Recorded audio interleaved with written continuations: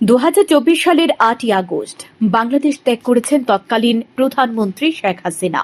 তারপর থেকে বাংলাদেশের সাথে ভারতের তিক্ততা বাড়ে, সুসম্পর্কে ফাটল ধরে। কিছুদিন পর অন্তর্বর্তীকালীন সরকার গঠন হলেও সম্পর্কের উন্নতি হয়নি, কারণ সে দেশের সংখ্যালঘুদের উপর বাড়ছে নির্যাতন, আক্রান্ত হচ্ছে ধর্মীয় প্রতিষ্ঠান। অথচ সরকারের কোনো ভূমিকা নেই। রীতিমতো এরই প্রতিবাদে আন্দোলন ছড়িয়ে পড়ে ভারতের উত্তর পূর্বাঞ্চলের সীমান্তবর্তী রাজ্য ত্রিপুরায়। গত কয়েক মাস আগে আগরতলা স্থিত বাংলাদেশ সরকারি হাইকমিশন অফিসে হামলা হয়।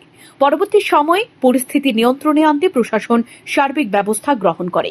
বর্তমানে পরিস্থিতি কিছুটা স্বাভাবিক হওয়ার পর ভারত সফরে ত্রিপুরায় এসেছেন বাংলাদেশের হাই কমিশনার এম রিয়াজ হামিদুল্লাহর। তিনি রাজ্যে পা রাখতে মানুষের মুখে মুখে গুঞ্জন। তবে কি ভারতের সঙ্গে সম্পর্ক উন্নত করতে চাইছে বাংলাদেশের অন্তর্বর্তীকালীন সরকার?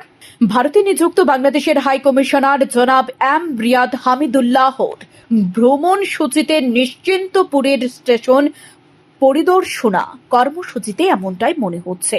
তবে কি চালু হতে পারে ত্রিপুরা থেকে বাংলাদেশ হয়ে কলকাতার রেল যোগাযোগের? ভারতে নিযুক্ত বাংলাদেশের হাই কমিশনার জনাব এম রিয়াজ হামিদুল্লাহর শুক্রবার 4 দিনের জন্য রাজ্য সফরে এলেন।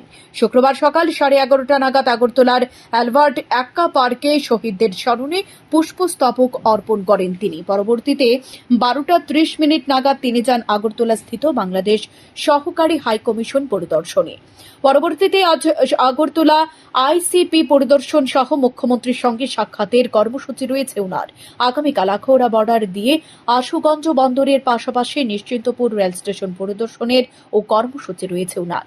সাবরুম আইসিপি মৈত্রী সেতু পরিদর্শন করার পাশাপাশি রাজ্যের রাজ্যপালের সঙ্গে নস্যভোজনের কর্মসূচিও রয়েছে।